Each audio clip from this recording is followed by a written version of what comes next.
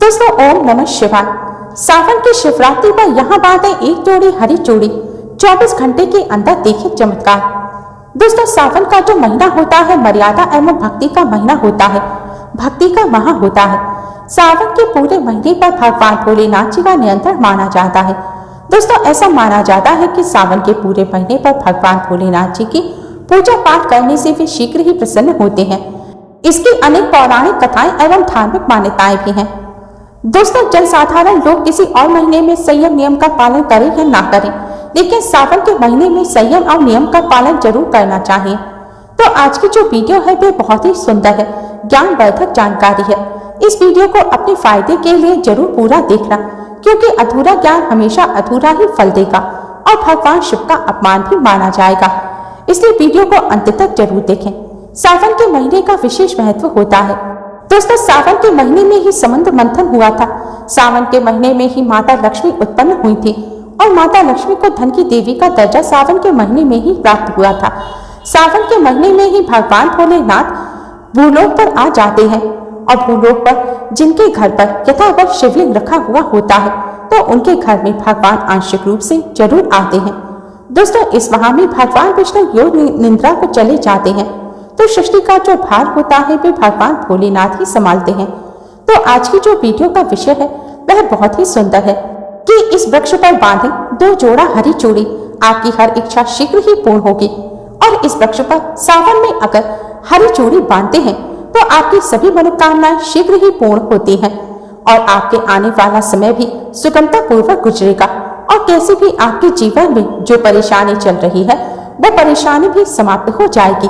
दोस्तों अगर आप भी भोलेनाथ के सच्चे भक्त हैं तो कमेंट बॉक्स में ओम नमः शिवाय जरूर लिखना, और अगर आप भोलेनाथ से प्यार करते हैं तो एक लाइक जरूर करेंगे। दोस्तों भगवान भोलेनाथ जी को ये 3 वृक्ष अत्यंत प्रिय हैं और इस वृक्ष की पूजा करने से शिव पूजा करने का ही फल प्राप्त होता है। दोस्तों इस वृक्ष के बारे में शास्त्रों में भी बताया गया है।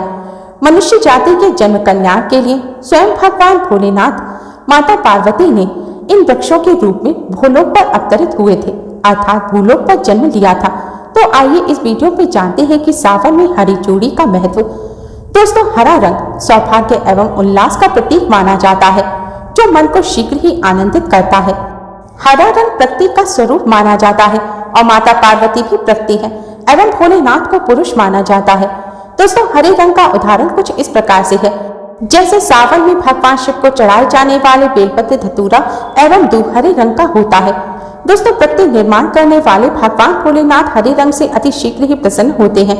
सावन में जो महिलाएं हरे रंग की चूड़ी पहनती हैं, हरे वस्त्र धारण करती हैं, उन्हें अखंड सौभाग्य की प्राप्ति होती है। दोस्तों इसलिए कहा जाता है जितनी भी माताएं बहनें हैं उन्हें पूरे सावन के महीने में हरे रंग की चूड़ी जरूर पहननी चाहिए और हरे वस्त्र जरूर धारण करने चाहिए।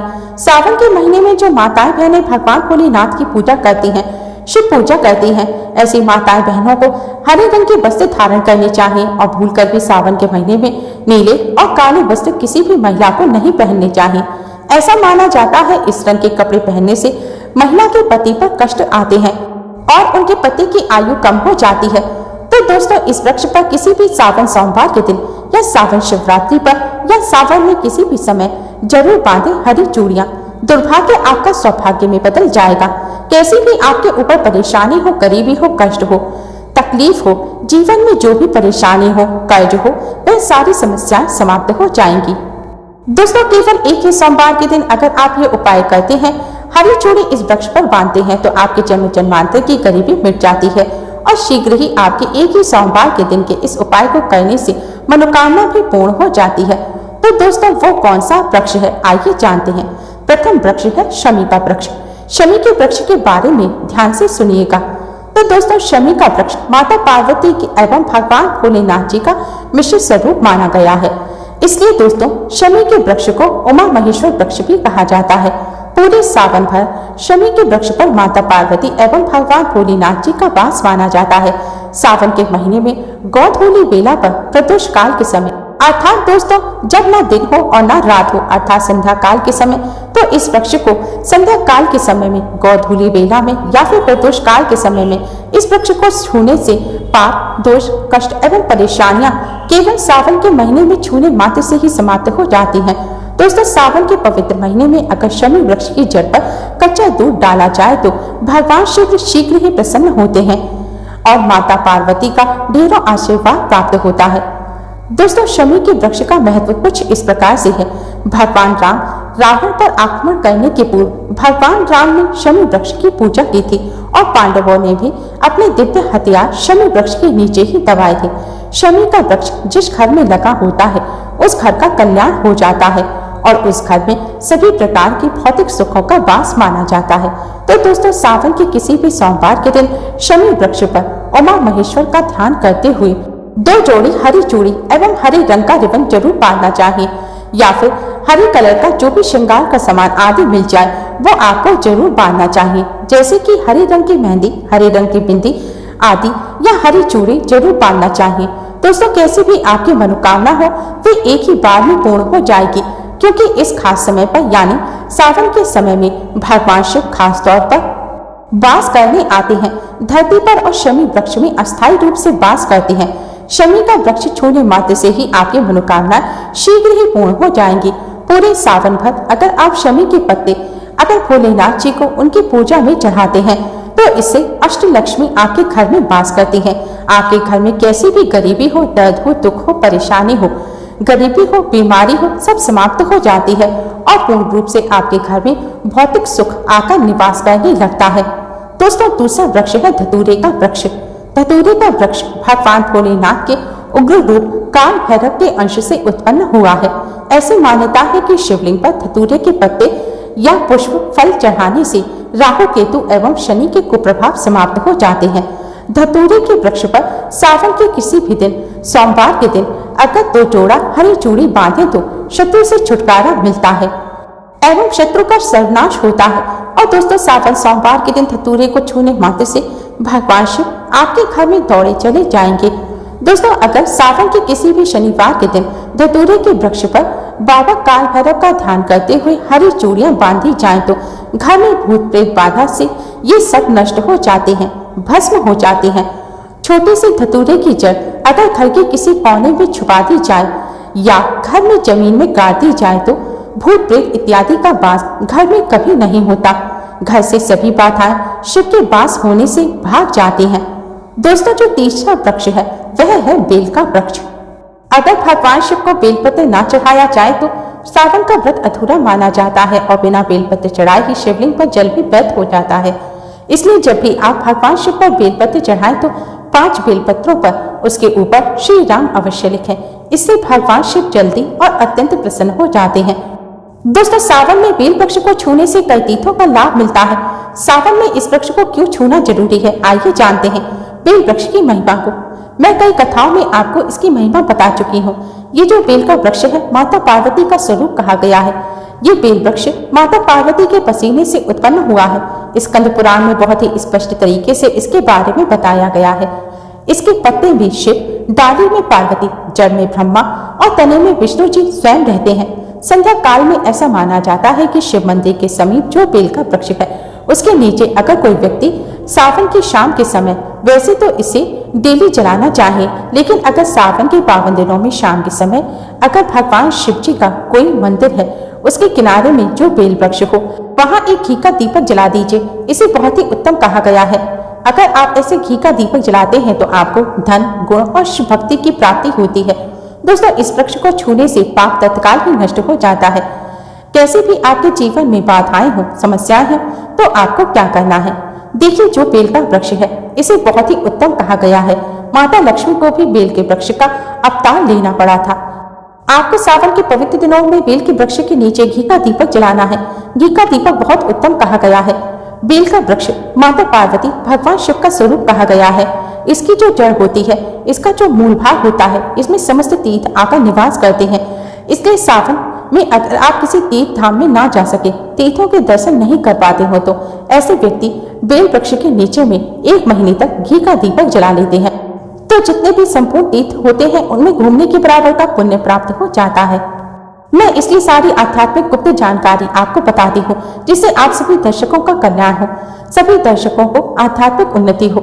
सभी को धन की जरूरत होती है, किसी को पुण्य की प्राप्ति की जरूरत होती है तो कोई आध्यात्मिक उन्नति करना चाहता है। इसलिए ऐसे छोटे छोटे गुण भरे रहस्य जानकारी वीडियो में आपको बता देती हूँ। अब आपको क्या करना है, सावन के शुभ दिनों में इस वृक्ष को छूना है, माता पार्वती से प्रार्थना करनी है कि हे माता पार्वती, आप ही शक्ति स्वरूपा है, लक्ष्मी है, धन की देवी है, आप ही संसार को चलाने वाली देवी है। इस प्रकार से प्रार्थना करते हुए इस वृक्ष को छूना है और बोलना है, मेरी गरीबी मिटाएं माता, मेरी निधनता मिटाएं, मेरे जीवन में चल रही परेशानियां, सारी परेशानियों को दूर करें। इस प्रकार प्रार्थना करते हुए आपको एक कपूर और एक लौंग को जला देना है और एक काम जरूर करना है। जलाने के बाद इस वृक्ष को आपको बोलना है कि मैं स्वरूप आपको धतूरे के पत्ते एवं धतूरे के फल समर्पित करूं, आप स्वीकार करें।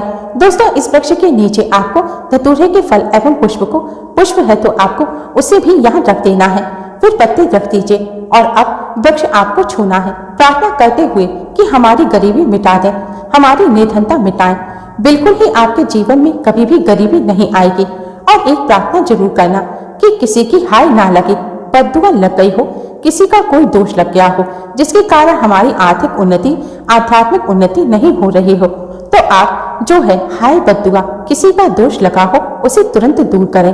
शनि, राहु, केतु का अगर दुष्प्रभाव लग रहा हो या नवग्रहों में से कोई ग्रह वगैरह हमें पीड़ित कर रहा हो या फिर हमारे पूर्वजों द्वारा किसी भी प्रकार का हमें दोष लग रहा हो, क्योंकि पितृदोष लगने के कारण भी व्यक्ति की आर्थिक उन्नति नहीं हो पाती, तो आपको बोलना है कि समस्त प्रकार के दोषों को आप दूर करें, अपने अंदर खींच लीजिए और आप हमें दोष मुक्त कर दीजिए। तो इस प्रकार से आपको यह प्रार्थना करनी है। और एक काम सावन के समय में आपको जरूर करना चाहिए।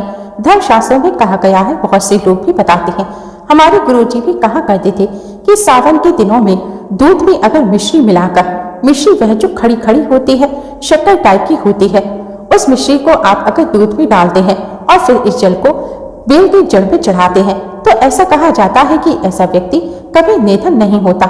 ऐसे व्यक्ति के जीवन से किसी भी प्रकार से अगर लक्ष्मी दुष्ट हो चुकी है, ऐसे व्यक्ति पर माँ लक्ष्मी भी प्रसन्न हो जाती है। ऐसे व्यक्ति के जीवन में धन का अभाव नहीं होता। ऐसे व्यक्ति फिर निरोगी हो जाते हैं, निरोगी काया प्राप्त होती है। आप चाहते हैं तो यही क्रिया नीम के वृक्ष पर भी आप कर सकते हैं।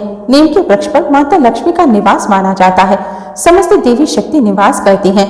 नीम के वृक्ष में अगर आप, जो कि सावन के शुभ मंगल दिनों में आपको एक गिलास या फिर एक लोटा सामर्थ्य के अनुसार तांबे के लोटे में आपको दूध डाल करके आपको इसकी जड़ में डालना है, लेकिन आपको मीठा दूध ही डालना है, मिश्री मिला हुआ दूध ही आपको चढ़ाना है और गरीबी मिटाने के लिए प्रार्थना करनी है। या जो लोग कर्ज के भार से दबे हुए हैं वह लोग बोल सकते हैं कि हमारे कर्ज के भार को दूर करें, या फिर जीवन में जो भी किसी भी प्रकार की परेशानी हो वो परेशानी भी आप बोल सकते हैं। दोस्तों, वो परेशानी भी तत्काल ही समाप्त हो जाएगी और आपको इसे छू करके आ जाना है। दोस्तों, सावन में आप इन वृक्षों को जरूर छुएं, आपकी कायाकल्प हो जाएगी। भगवान शिव आपके ऊपर मेहरबान हो जाते हैं, आपकी भक्ति की कामना आराधना पूर्ण हो जाती है। तो अगर आप महादेव की कृपा प्राप्त करना चाहते हैं और उन्हें अपने घर बुलाना चाहते हैं तो कमेंट बॉक्स में लिखें, भगवान शिव आपका स्वागत है हमारे घर में। हर हर महादेव, ओम नमः शिवाय। एक लाइक जरूर कीजिएगा और यूजफुल वीडियोस के लिए चैनल को सब्सक्राइब कर बेल आइकन को भी जरूर दबाएं। Thanks for watching my video. Her Mahadev.